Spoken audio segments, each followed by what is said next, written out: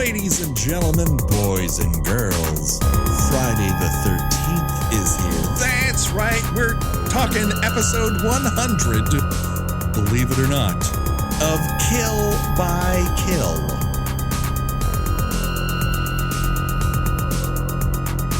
Well, greetings and salutations, Internet. It's your old pal, Patrick Hamilton, coming to you once again from that creepy lake that has a death curse attached to it. This is the Kill by Kill podcast, where we are dedicated to celebrating the least discussed component of any horror film, the characters. We're going to unpack all the gory details of the first Friday the 13th film in bottle episode mode in the hopes that if we said something funny, you might find it funny when we edit it out of context and deliver it to you in sound effect form.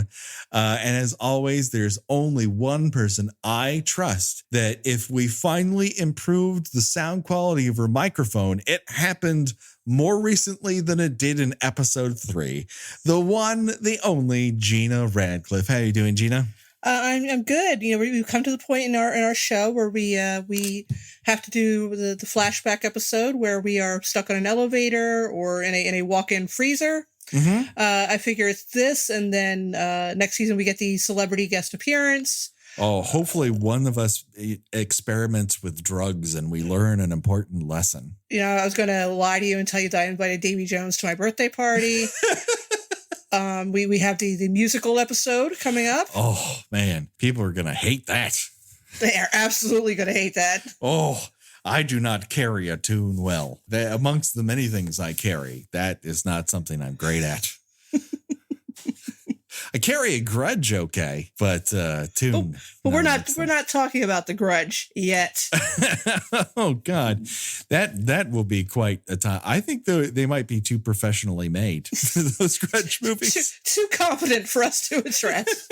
This is a thing about the show that I feel might be a ceiling for us, is when we reach a franchise that is just too well made. And then we're like, I don't know, what do we talk about? Like that this character makes sense, or I enjoy this acting choice? Who wants to listen to that? Then we just have to go into the individual movies, because there's just a gold mine of B and C grade horror movies that we haven't even come near touching yet. That's absolutely true. And all of them are getting the Cadillac treatment right now. So, I mean, it really warms the cockles of my dead heart that lately we've gotten new Blu-ray editions of Happy Birthday to Me. And coming up this February, a sterling new Blu-ray of My Bloody Valentine is occurring. And I can't wait for more people to see that one. I think I was a little harsh on it at the time. You know what else is coming out on Blu-ray soon? What's that? Skate Town, USA. Oh my God, we got to do an episode on Skate Town, USA. That is a fucking nuts, that movie.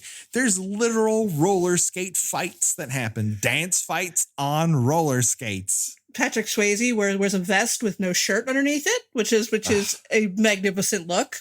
Oh my God. Isn't a Brady Bunch person in that movie too? Yes. Maureen McCormick. Yeah. Scott Baio. Ron Palillo. Oh, yeah. We're talking about that one. We are one death at a time. We're going through Skate Town USA. I promise the fuck out of that. That is happening. Now, whether or not that goes on Patreon or that goes on the main feed, I couldn't tell you. But that's another reason why people should, you know, if they can, pony up for Patreon, because those are good episodes. Just a couple back, we because I was on a European vacation, brag, we released The Visitor. And I love that episode. It's a great episode.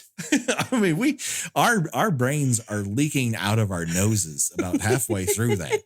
We're sort of like Sam Neill at the end of In the Mouth of Madness, just maniacally cackling, just drawing crosses on ourselves, watching the end of the world happen. And some bullshit little piece of metal goes, pretty bird, I'm a pretty bird. And John Huston just walking those stairs forever. Oh my God. And you can feel how bad his knees hurt the entire time. Like, ow, ow, ow, ow, ow. But, no live audio was ever recorded, so you don't ever hear it. I can't get over the fact that they have a projection machine simply for Pong. They don't show TV on it.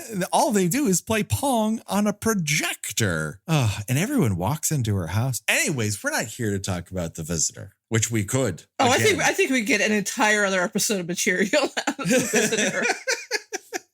We just talk about everything we didn't talk about the first time. We're talking about Friday the 13th because in the 3 years that we've been doing the show, we've never had an episode come out on Friday the 13th. Just magnificent planning on our parts. I mean, for a show that started off as specifically about that film franchise, we were terrible at marking its passage. We're not great at this, Gina. At least not the planning part. Oh, the show itself is great. The planning is bullshit. It's just horrible. I don't know why anyone put me in charge of anything, but they certainly should not have put me in charge of the calendar. I mean, a couple times I've left you off the show, and not on purpose. Or was it? Nope. No, it wasn't. Very few things I do are on purpose. So we figured, why not give you a taste? Like, we have newer listeners who've just come on board for the Nightmare on Elm Street series because maybe that's their favorite. They weren't Friday people, let's say. They don't like Ice Cube. They just, for whatever reason, they don't like bathroom humor where Ice Cube's uncle is on the toilet all the time, just spraying the air with Lysol. I'm talking about the right Friday, right? Yes. Oh, okay. And then somehow Jason Voorhees is involved in it.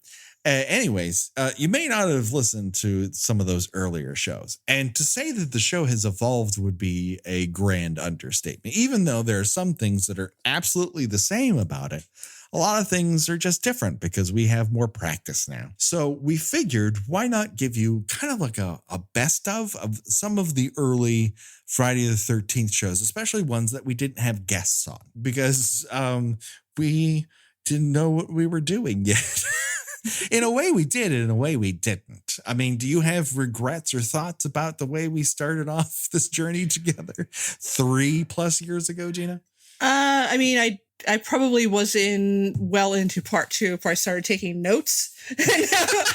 and now I tell everybody, take voluminous notes. You may not, like, if you think of something funny you want to say, write it down. Because you will absolutely turn to Porky Pig at some point where you just start stumbling over your own words. And it's okay to rehearse something you're going to say. It keeps you from talking over people. It makes you sound like you almost know what you're talking about. They don't have to be like 6 pages, but you can give yourself talking points. I mean, I realize that the whole, supposedly one of the attractions of podcasting is it sounds very off the cuff, but you could sound off the cuff while still knowing in advance what you're going to say. Yeah, well, write your funny stuff in advance. I mean, everyone has one bon mot, but believe me, it happens, but sometimes preparing helps. The big mistake that I made early on is that I would watch the movies from the beginning every time for every episode. Oh my God. Yes. For some reason, I thought this was a great idea because we would talk about specific characters. And so I wouldn't take notes on Alice until the 4th episode. I would sort of ignore her up until the point which she became the center of the film. So then I would talk about Alice in terms of where she is from the beginning upward. And I stopped that because I started to hate the process. And I'm like, why am I doing this? I should just watch the section of the movie we're talking about and stop where we're stopping and then pick it up later. And my enjoyment of the process increased manyfold after that. Oh yeah, I always watched in the little bite-sized pieces. I wish I had taken notes on how you watch them because I really, really hated that first movie by the time we reached the end of it. And I missed all sorts of things in that fourth episode that I wish we had talked about. Mainly that Alice kicks Mrs. Voorhees in the crotch. And for some reason, just don't mention it. And it's really the best part of that fight, because otherwise it's just two women who don't know how to fight rolling around on the ground. It's not for a woman who up until this point has lifted people off the ground and stabbed them into a door with an arrow. She loses all of her super strength when she's on a 1-to-1 fight with a girl with a Dorothy Hamill haircut. So what we did is I reached out to Amy, who is a tremendous supporter and fan of our podcast. And I said, from your perspective, what are like some of the funnier parts of these early Friday the 13th episodes? Let me know what you think. And so she sent me some of the suggestions with little time codes and what she found amusing about it. And I mixed that with some of my own. And so what we're going to give you is a little sampling on Friday the 13th of Friday the 13th. I don't know that I'll be able to get to part 3 or 4 just because it turns out someone's got to sell you the new season of Dynasty. And that someone is me. Turns out it's a very funny show. I don't want to brag or anything. Dynasty, one of the funniest comedies that is not supposed to be a comedy on television right now. It's hilarious. Well, we'll get to episode 3 or 4 and for our 200th episode. That's right. We're going to dole them out on the hundreds. Because like I said, there's a bottomless well of movies we could cover. That's the beautiful thing about horror is there's so much good out there and yet there's so much more bad out there. Yes. Do you miss talking about Friday the 13th? No. You don't? I do sometimes. I mean I like there was something that I like talking about more than others. Like by the time we got to like 7, I was like, could we just get to? I really liked. I could talk again. I could go completely over part 4 again because part 4 is a genuinely good movie. It really is. I think some of our funniest bits were in 5 and 6. And I think that Jason Goes to Hell was just so weird, and I think we were kind of at the same level, almost at the same level we were at for The Visitor, which we were just so perplexed at what was happening that it couldn't help but be funny. And the thing I regret is not just doing Jason X as a one and done. That was exhausting. I mean, we had great guests. We did. That's the crazy thing. Yeah, they were fantastic guests on those shows. But I feel like particularly the last one with Andrew Schwartz, I feel like he was just kind of like we were just like soldiers wounded in the battlefield. He just kind of came up and like picked us up and like dragged us off the field. He becomes the host of the show because we're just, you can't see it, but we're just nodding, sweaty in front of microphones going, God, why isn't this over yet? Why did that guy have sex with a robot? And we're just broken because there's so many dead bodies in that show. Oh, wow. But we'll have all those people on again for much better movies. And we learned our lesson, everyone. But don't let our terrible attitude of Jason X stop you from listening to the other Friday the 13th episodes, because really that's why we started the show, because those characters are so weird and the details are so very odd. And we found all these weird tropes that carried from movie to movie that I had never noticed before because we started taking notes. And I do kind of miss the simplicity of it. On occasion, I find myself when someone brings up Friday the 13th, I'm like, oh, I have all these things to say. And it's like, why? Why would you still have something to say about this dumb movie franchise after you recorded almost all of your thoughts about it? I can still definitely have things to say. I haven't completely exhausted the subject. Yeah. And I think particularly as we are now into the lesser Nightmare on Elm Street movies that, they're going to start looking better by comparison. Yeah, it's a grass is greener sitch on some of these. But again, I think we've learned our part not to sort of belabor our misery. We just hit the highlights now and we stopped worrying and learned to love the bomb, as it were. So here you go, everybody. Here is some highlights from the early Friday the 13th movies. Join us on Patreon for a super special episode that's only available to $5 and $10 patrons there. Thank you so much for your support. And we will also finish up Dreamchild a little bit later on with a great guest who has all sorts of inside knowledge about Dreamchild that I did not know and is wild. He has access to the original script, and I don't want to give some of the shit away, but it will blow your mind how stupid this movie could have been. Could have been? Could have. I listen, we understand we just recorded the first half, and that was dumb. But I promise you, there's so much shit that is dumber that could have been in this movie. Wow. Yeah. Wow. Oh, Gina, I'm not overselling it. There's something here that I had to lean all the way back in my chair with an O face when I heard it. I'm like, oh my God. So not to oversell it, but that movie is fucked up. Anyways, let's talk about Friday the 13th in clip form. Why don't we? Let's do it. Gina, you're awesome. Thanks for hanging out with me. Thanks for doing it for 100 episodes. It's a joy. Thank you. Honestly, I could not ask for a better host. Thank you very much to both of our spouses who put up with this bullshit. It should not. And of course, to all of our listeners, new and old, in between, thank you for being a part of this journey and supporting us in any way that you support us, whether that's just downloading an episode, telling a friend in person or on social media, or supporting us financially. We appreciate all of it, and we think you're cool. And we'd love for you to come back and not yell at us when we get things wrong, which really hasn't happened in a while. How could it? We're perfect. I mean, we've been wrong. They just have chosen not to yell at us.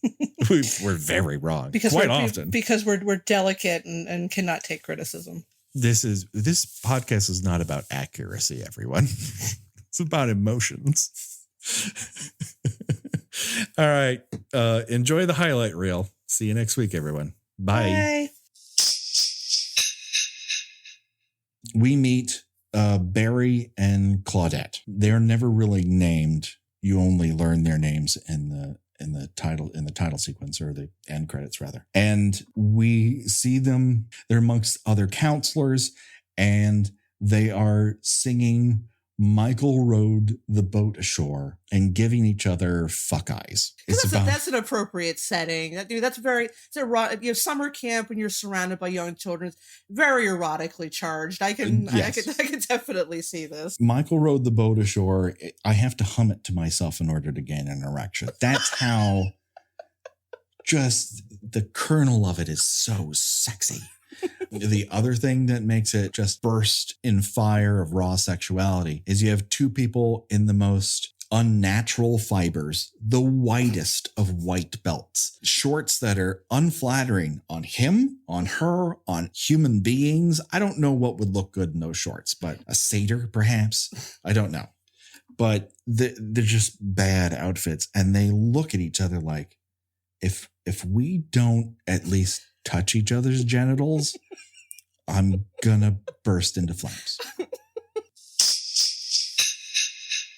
Yeah, I mean, these uniforms are very Bible camp, for lack of a better phrase. Just, I think, with the idea of, to make everybody seem sort of asexual, I guess. Mm-hmm. And obviously, with Barry and Claudette, it did not work. I mean, they might as well have been wearing leather chaps and chains, but yes. But yeah, these are not outfits that were intended to make anybody seem particularly attractive to each other. No, they go up to the second floor of whatever this is. It might be a boathouse, I think. It is an empty box storage facility. We will soon find out. And then we get Claudette's amazing fight for life, where she throws empty cardboard boxes, not necessarily at her opponent, but to the side of her opponent as to not hit the camera that the cameraman is holding. In the general direction of... I won't even say it's the general direction. If I'm looking straight on at you, she is throwing, I'd say, a good 20 to 30 degrees off of that. Maybe it's her swing. Maybe she needs to practice more. But if you've seen the person you were with and the only one who could maybe help you in this particular circumstance immediately just get dropped with a knife, start swinging, start doing something. I don't want to blame the victim here.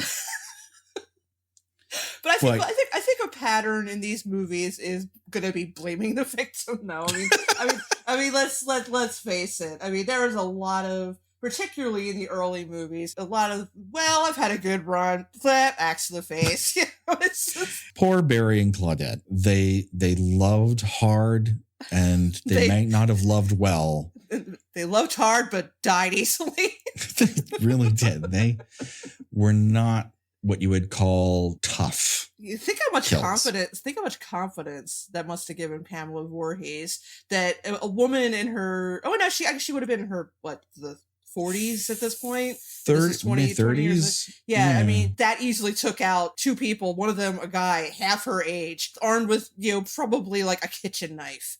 And it just, kitchen knife or a hunting knife. Yeah. Yeah, it was just that easy. I mean, the guy just stood there while she came up to him and stabbed him. The girl tossed a couple obviously empty cartons at her and then just that's all right. I guess I deserve this. It doesn't really quite start with the bang of, let's say, a Scream or a Halloween or an Elm Street or a Friday the 13th Part 4 where the dude gets his fucking head ripped off, which I can't wait to get to that because holy shit, I'm already rubbing my hands in anticipation for that one. Oh, well, don't rub too hard because as we've seen today, that kind of friction can make people very uncomfortable or incredibly sexually gratified. So I'm not going to tell you not to do it because that's really not my place.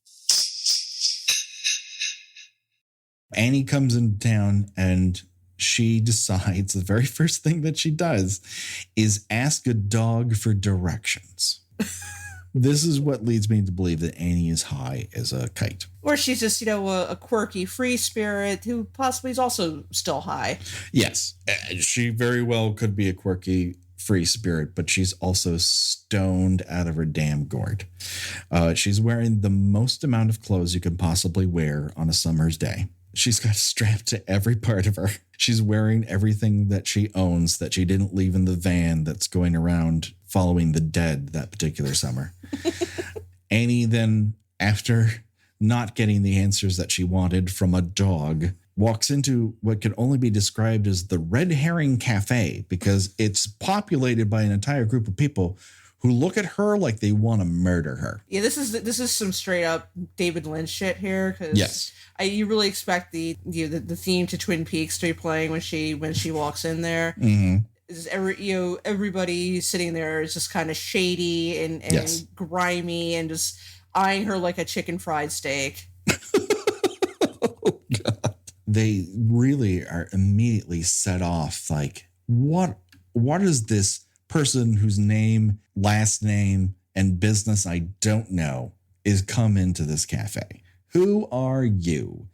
She asks, hey, I'm going up to Camp Crystal Lake. Does anyone know how I can get there?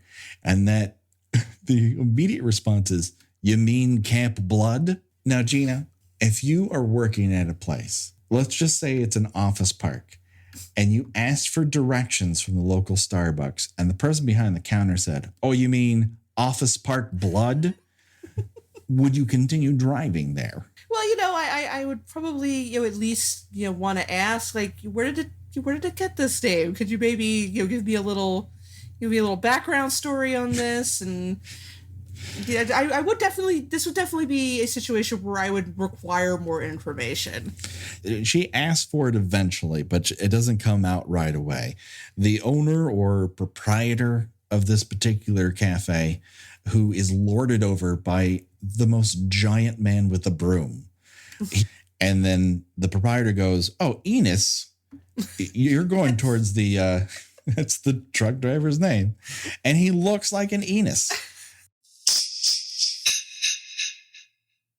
Along the way, we meet Ralph, or as he's affectionately known, Crazy Ralph. This is strike number 2.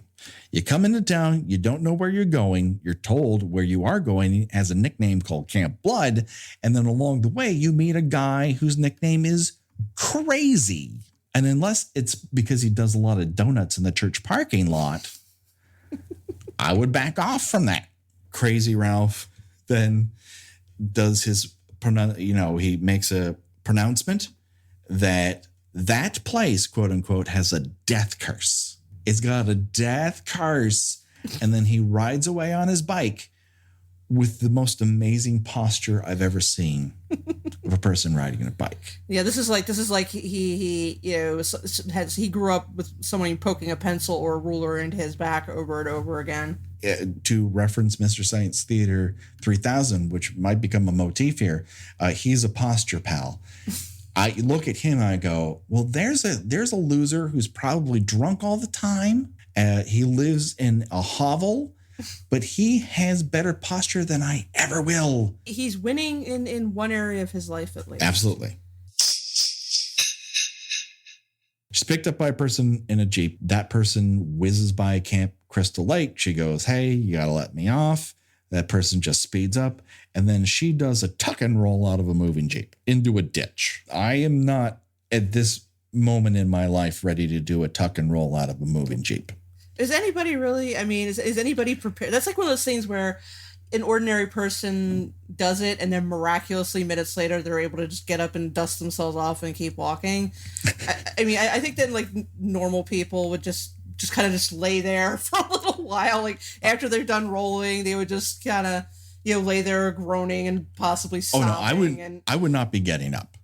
All the air would be taken out of my lungs. I would just be cursing myself. And these are the things that I now have to consider every time I take an Uber. Can I jump out of this moving vehicle? The killer here, and spoiler alert for a movie that came out 36 years ago at the time of this recording, Mrs. Voorhees is not like the later iterations of the Voorhees family. She is not a power player. She is sneaky as fuck. And she takes people by surprise. You're looking right, she comes at you left. That's how it goes with her because she is not physically intimidating. She has to kind of be a bit of a middle-aged white lady ninja. The idea of like backing yourself up to a tree so you can see an almost 180 degrees or more around you is a decent enough idea.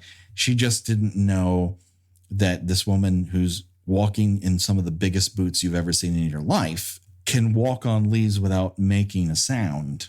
She's had a lot of time just sneaking around the woods to picture out, find the best way to be stealthy. Right. Well, much more practice than I ever would have had. I have pine trees outside of my house, but I don't have enough trees to really practice on stepping on dry leaves and not making a sound. It's a great skill. She should put that on her resume. It is definitely a rapidly fading art, I think. It's true. Young people today don't value that as a skill. They want to take their selfies. They want to listen to podcasts. There's so many people die in these movies. It's hard to keep track of them. That's why we're helping you. And generally, they make virtually no impression on you whatsoever, except the jokester and the virginal girl, the couple that can't keep their hands off each other for more than 5 minutes at a time. And Ned is attached to one of those couples. He is both the jokester and the third wheel to Jack and Marcy. Ned, throughout the rest of his time in the film, is spent horsing around or doing goof-em-ups. Yeah, Ned is the jokester of the group. There's he's the prankster. There's virtually one in every one of the movies. They are always the character that the audience is happiest when they are brutally killed, because let's face it, no one wants to be stuck in a cabin out in the middle of the woods with a guy who is constantly playing jokes. He's a prankster. Look, I'm pretending to be hanging from a tree. That's hilarious. Look, I looked like I've just committed suicide. Why don't you love me yet? And the only thing that makes it work for George Clooney is he looks like George Clooney. Otherwise, you'd be like, fuck that guy with his constant pranks. He's awful, and I am actually disappointed that you don't get to see his character killed. One thing I did observe while doing a little research on this movie that was troubling, yes, or not so much troubling as baffling. Okay, I'm waiting.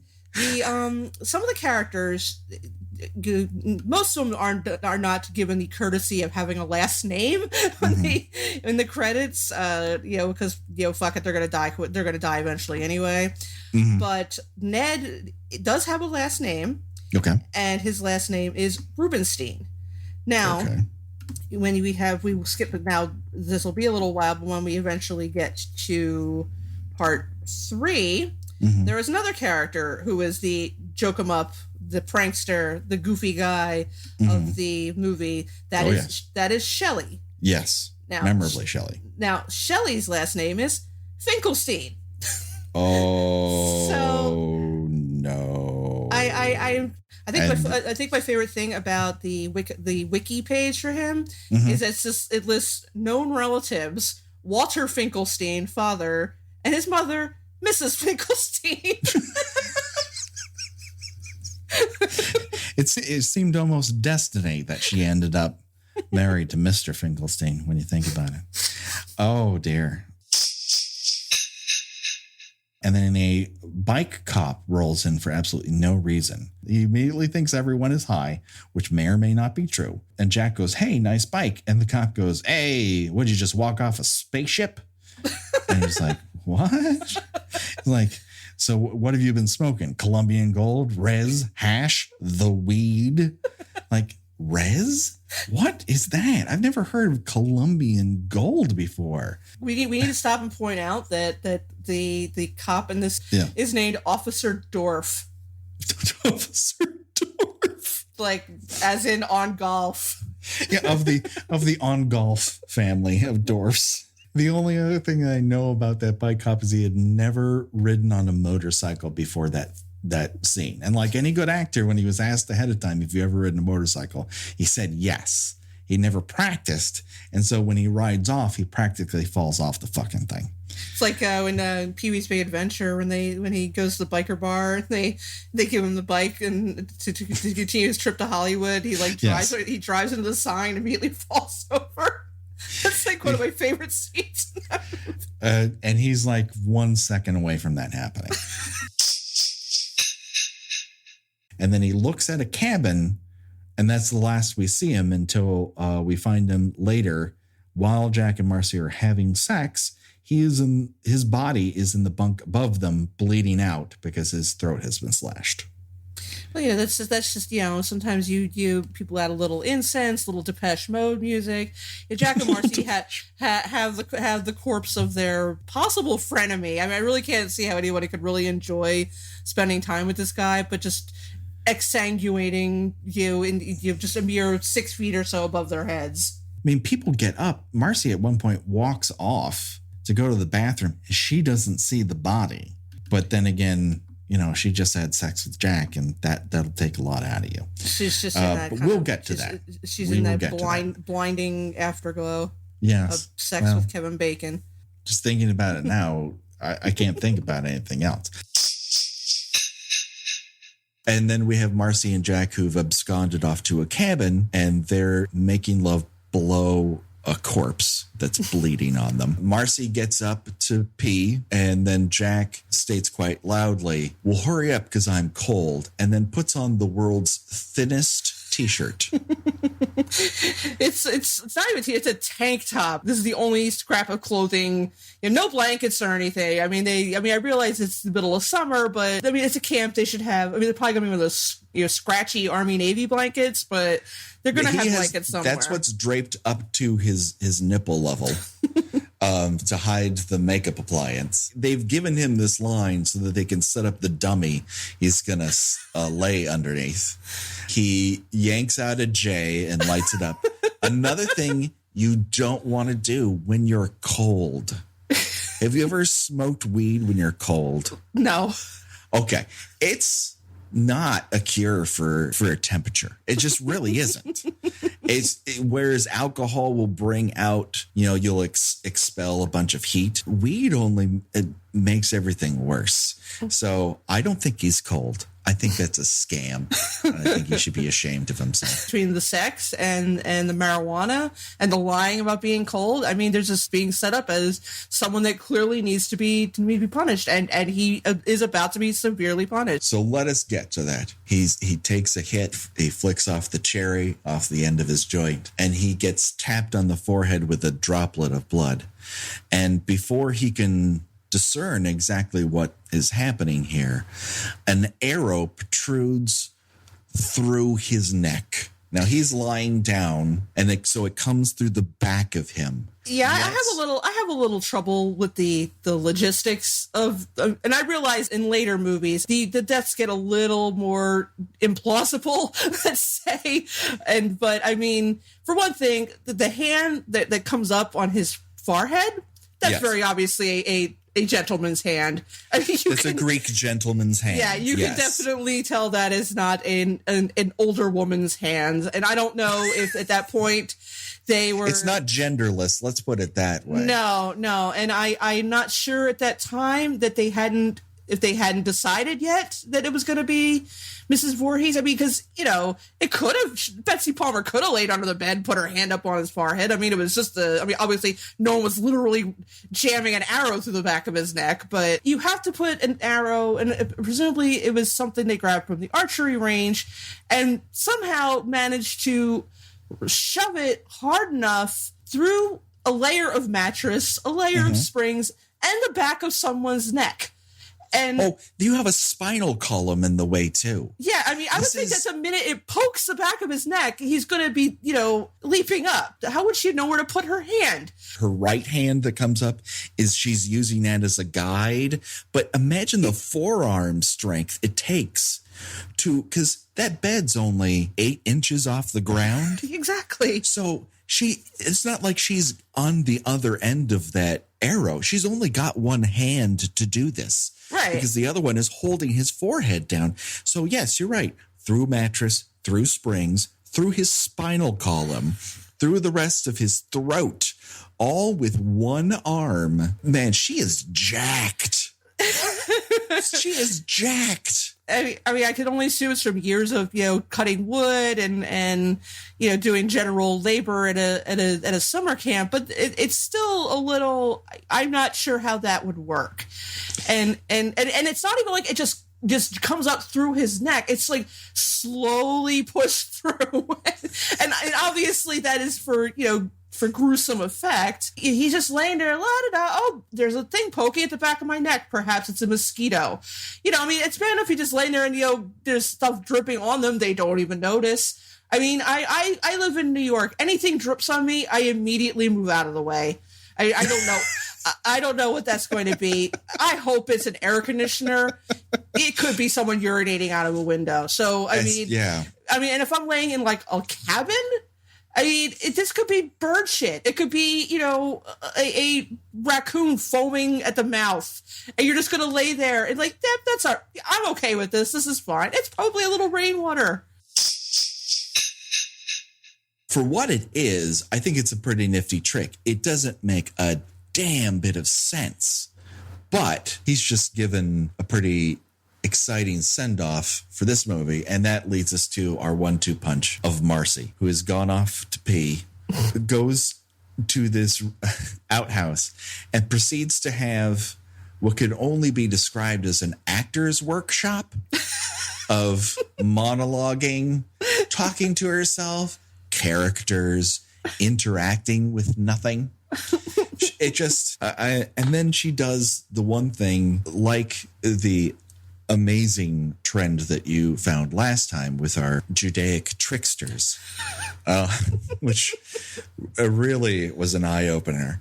We have yet another trope within the Friday the 13th universe. That is people who are in their 20s doing impersonations of 30s and 40s movie stars.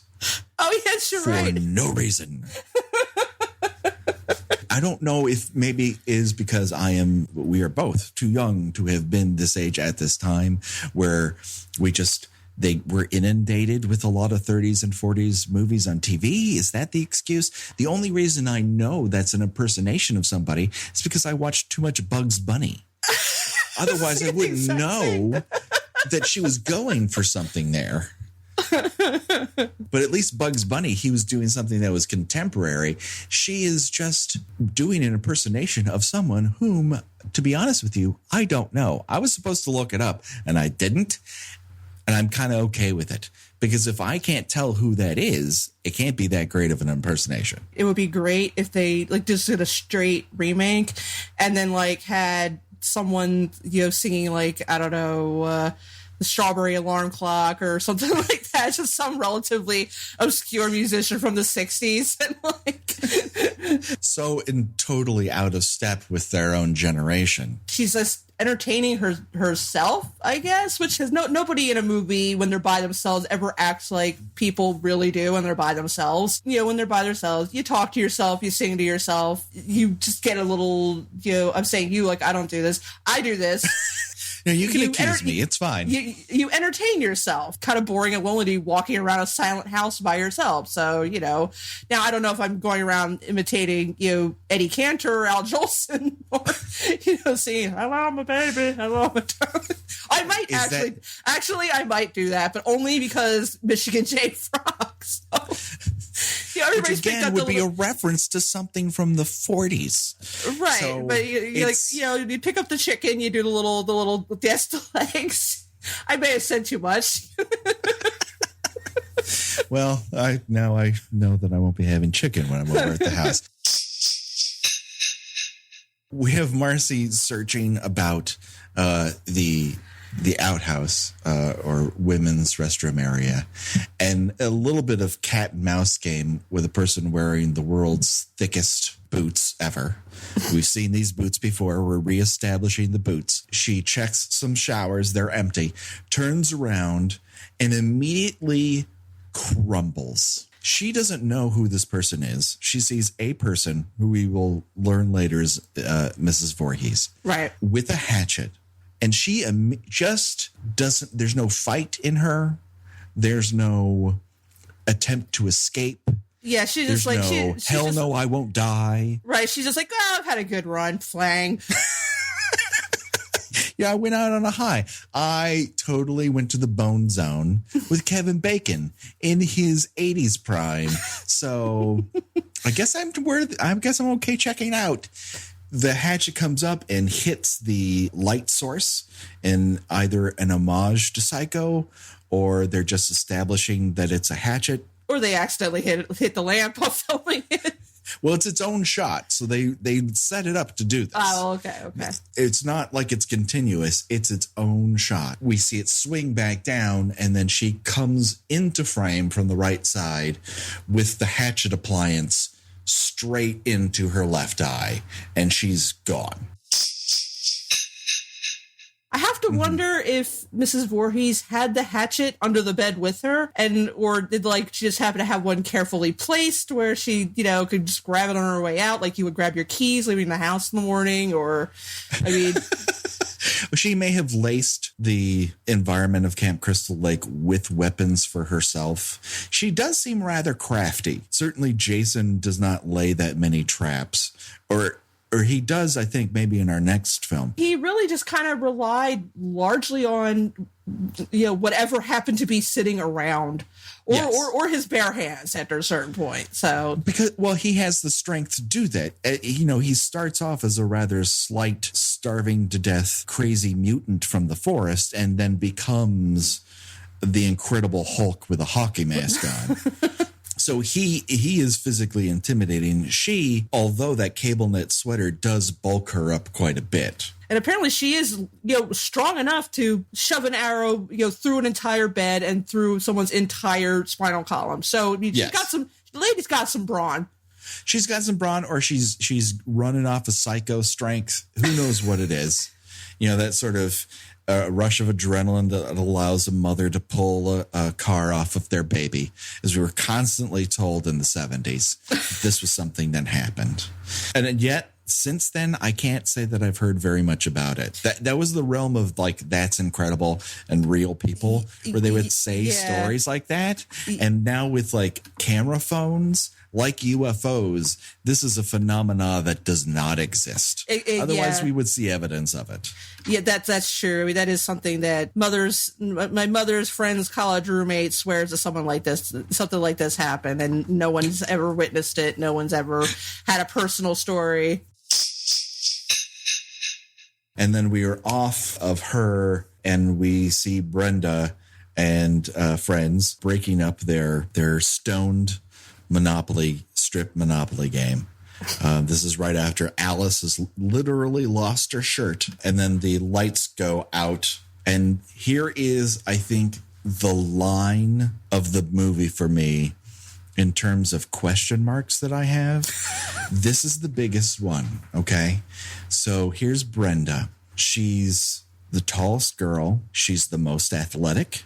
She is the strongest. When someone pretends to drown, she passes everyone else in a dead sprint like they're standing still. Brenda is the most intimidating threat in this entire movie. Yeah, I would agree. She is the most physically capable. They don't worry about whether or not she comes off as feminine or not, or anything along those lines. The windows are blown out by the storm. Oh, right. And the money goes everywhere. So Brenda, let's get to the meat of this. Brenda turns and goes, "Oh, that's a shame." And then she turns directly to Alice and says, "Right when it was getting interesting." She doesn't say that to the guy. She says that to Alice. I think she's bi. That's possible. Or a lesbian. Either is perfectly acceptable answers to me, the white cis guy. But that to me says, oh, we were about to get stoned and have sex. All three of us. And this is the only thing that stopped it. Because apparently everybody just came to this camp not to work, but to engage in a lot of marijuana smoking, a lot of sex with each other. I would imagine that the working in a summer camp experience might have some of that. I mean, I was a camp attendant as a child. I never worked at a camp. But I mean, it seems at some point you probably should start working on actually getting the camp ready to open. Well, you can't really do that in the middle of a storm. I'll give you that. Well, fair enough. When the storm clouds come in and it's in the middle of the night, that is your prime time for the bone zone. That I'm perfectly okay with. They've been left to their own devices. But I just find this moment exhilarating. Like it's this completely unexpected moment from a movie that you primarily view through the lens of it being an 80s movie, even though it was filmed in like 79. And it's much more loose. And none of the sex in here is really, with the exception of the opening section, where the two counselors, when we flash back, when they get it, that sort of sex is considered, oh, you can tell that they feel they're doing something wrong.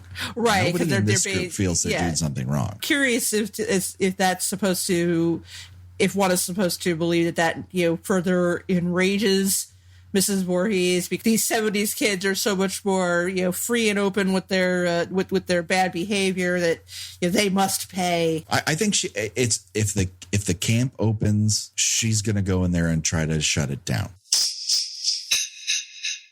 So Brenda goes off. She puts on the world's most 70s nightgown of cotton. It's like the Carrie nightgown.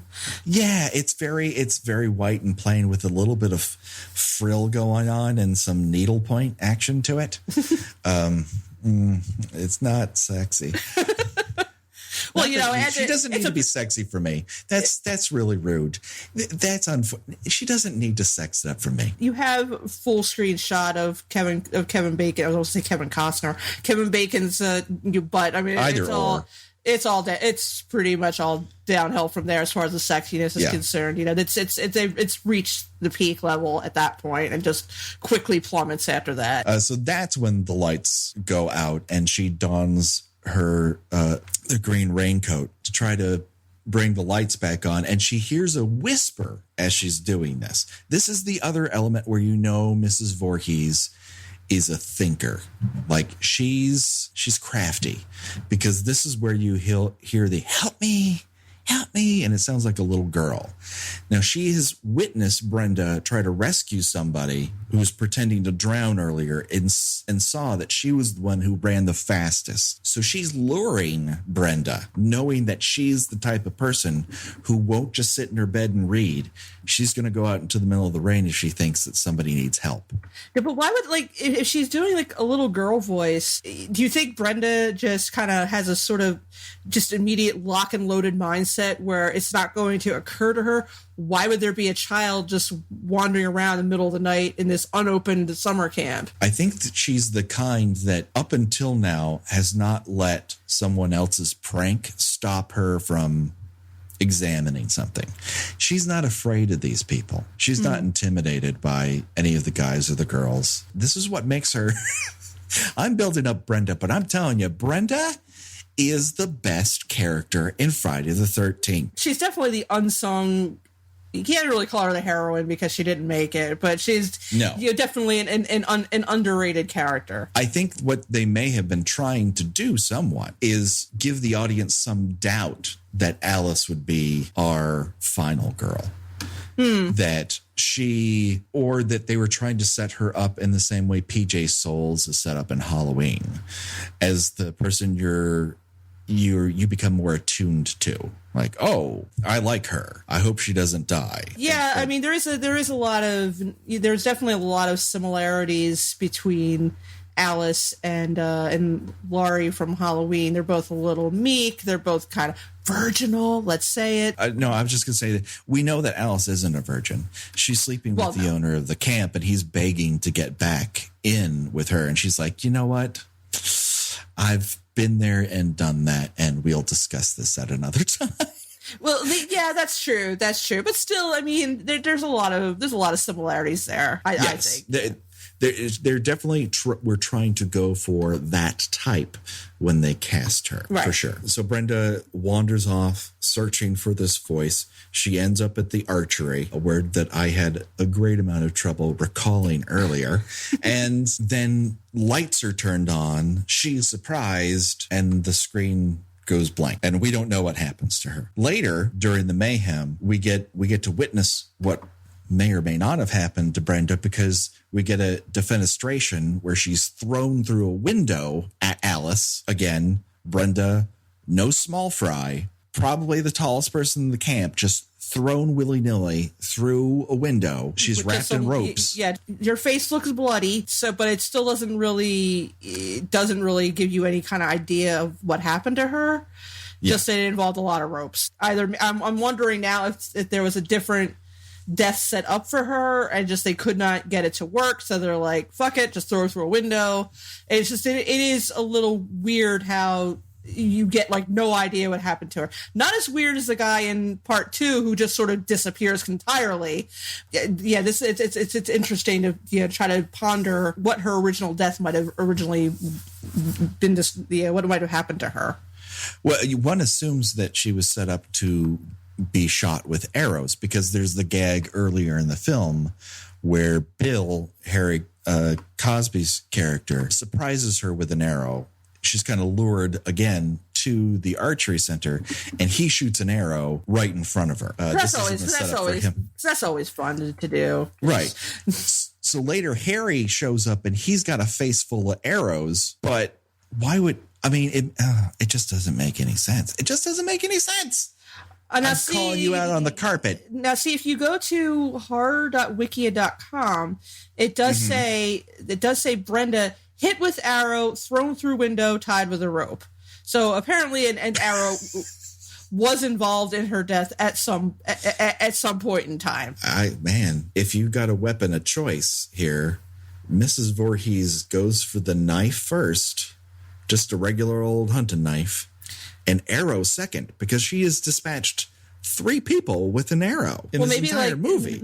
Maybe she shoots Brenda with an arrow, and Brenda just kind of just pulls it right out, and or does a thing where she breaks it off, and and starts immediately putting a tourniquet on, and Mrs. Voorhees is like, oh shit, and then decides she has to none of the rest of them went this hard, and She's like the T-1000. She just yanks that arrow out and starts to see with her ears as to where Mrs. Voorhees is. She's intimidated. She's got to take care of her from a distance. Otherwise, Brenda would fuck up Mrs. Voorhees' shit. I'm exactly. What can we say about Steve that's positive, Gina? He has a spectacular mustache. He absolutely has a spectacular mustache. That's true. It adorns his face very well. He has a face for a mustache. Doesn't look out of place. He looks a little bit like he should be, playing the keyboards for Styx. It's an interesting look for a summer camp owner. That may have been the time.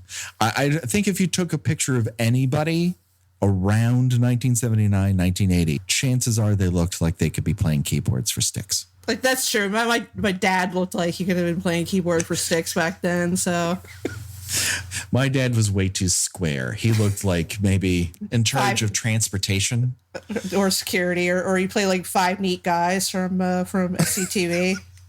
Yes, exactly. He also had a mustache, but a very, very well kept mustache. The only woman who really gives him any time is the owner of the diner that he eats at for the ridiculous low price of $1 and change. is one of the most anachronistic parts of this is his price tag at the end, and he's gives her $3, and she goes to give him change. Hold on to that. That's where you're making. Why would you do that? I know you're supposed to go through the motions, but he's giving you $1 and change from a meal that cost $1.71. Hold on to that. And then he gets a ride from a sheriff's, the sheriff, I guess, and who treats him like he's an Uber driver, and they yammer to one another. The sheriff gets a call on the radio.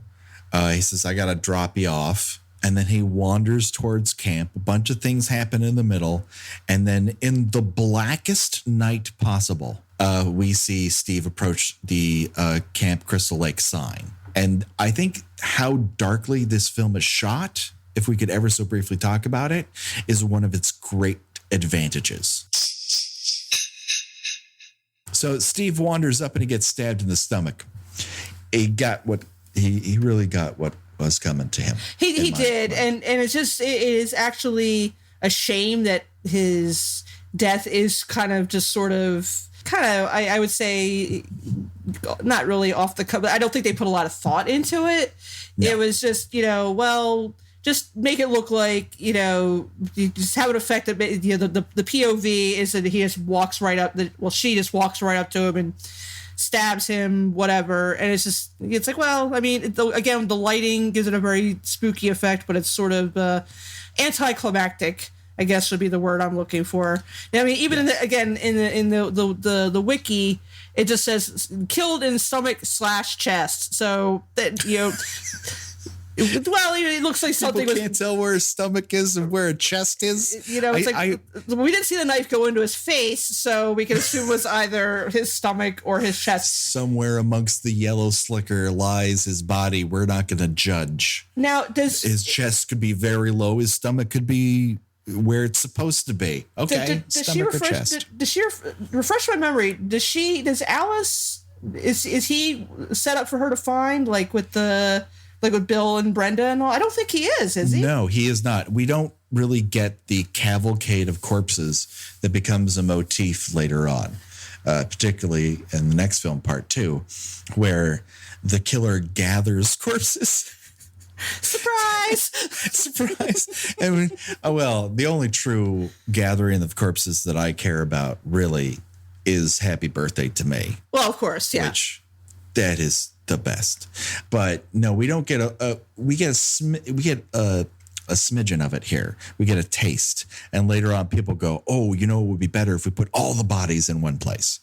So he's not amongst that. He's just left to rot and to bleed out in the middle of the forest. Unlamented.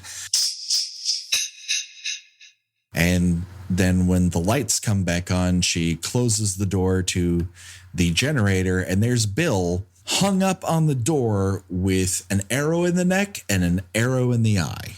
And his throat slashed for good measure. And again, that emphasizes what kind of sheer animal strength Mrs. Voorhees must possess to lift up a grown man and be able to just nail him to a wall with an arrow. Yes, I mean he's not sporting a lot of extra weight on him, but he's at least 175, 180, 185 pounds to lift that dead weight, not only from wherever she killed him from, and then hoist him upon a door. Like one-handed. It would have to be one-handed too.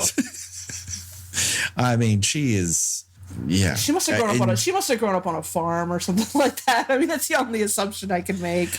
And to do that without smearing her beautiful sweater in viscera. I mean, the woman is talented. Let's just put it out there. Let's praise her for what she is. She's good at this. She carefully Scotch guarded her sweater before each kill.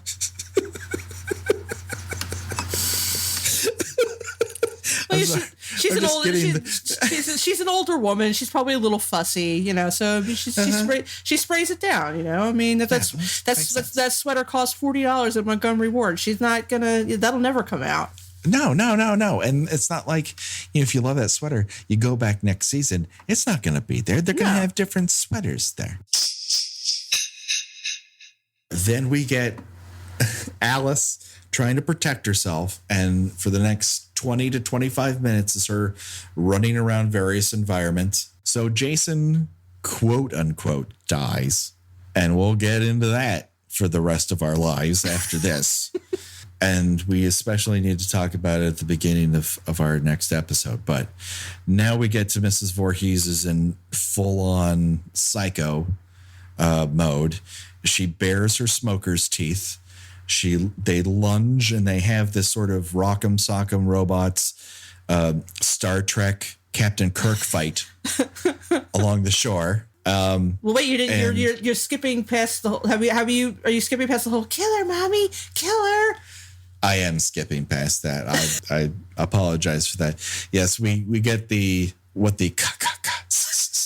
of that will happen throughout as the motif is born from her kill her, mommy, kill her.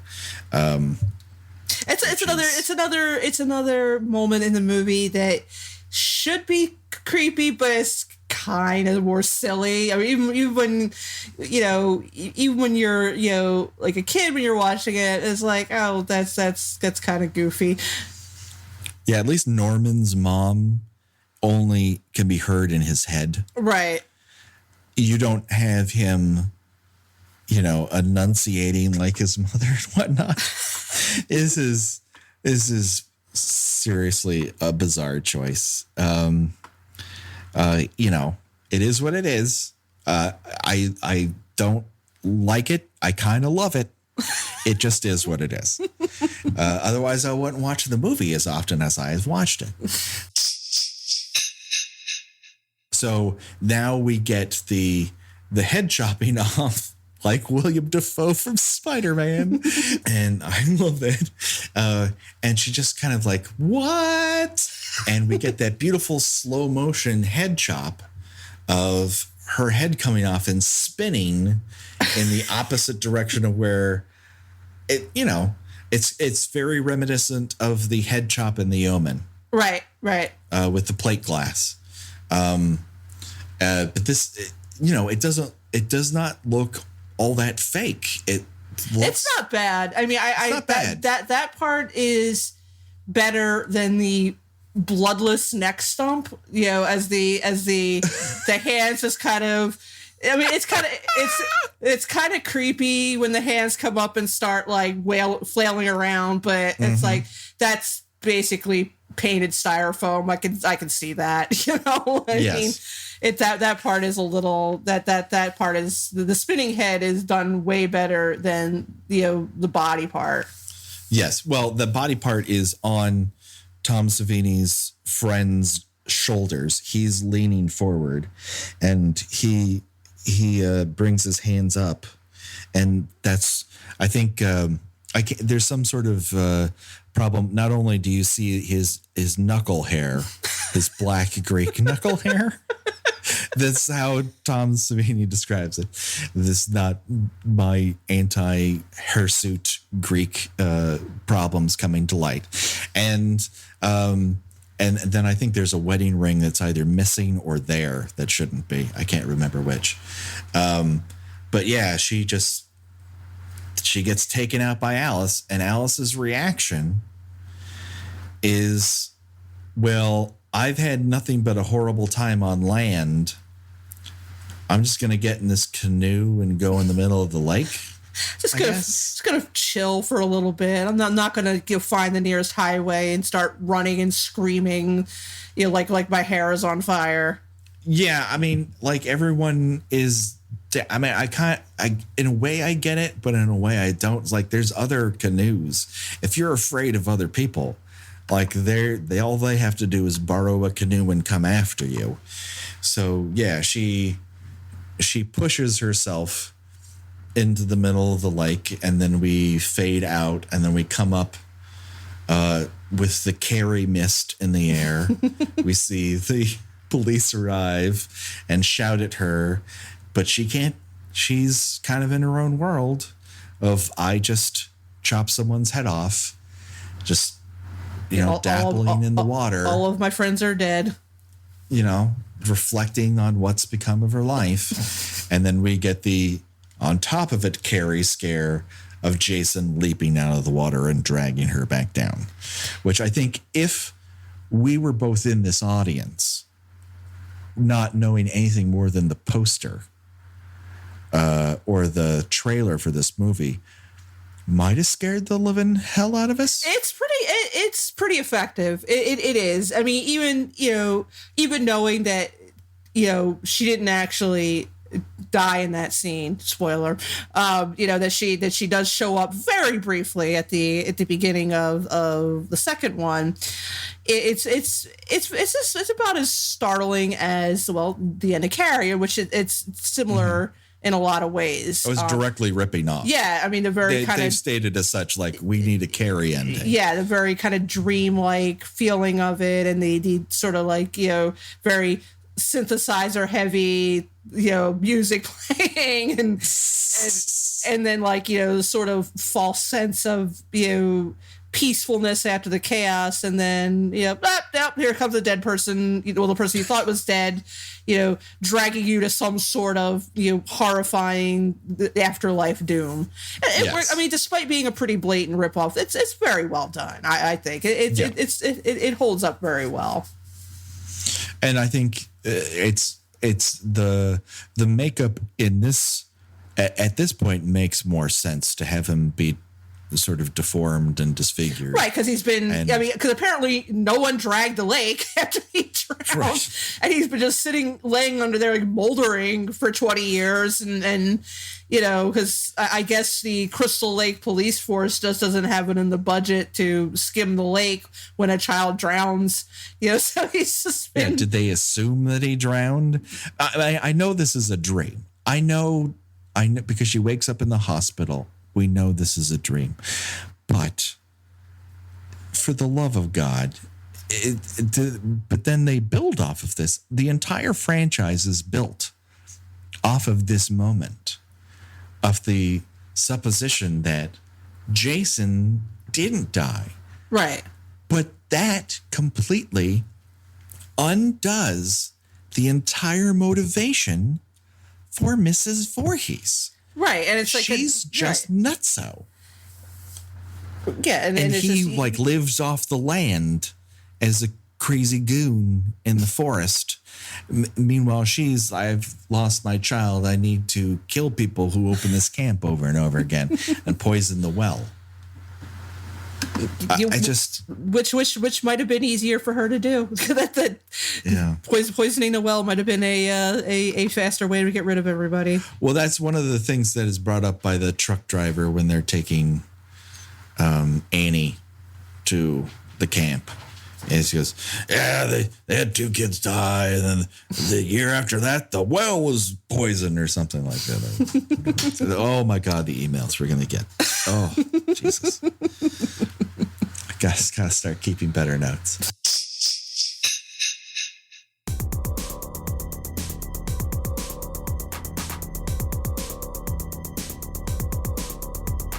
Kill by Kill is produced by We Write Good and is intended for entertainment purposes only. Friday the 13th is owned by Paramount Pictures. Jason is owned by New Line Cinema. No infringement is intended.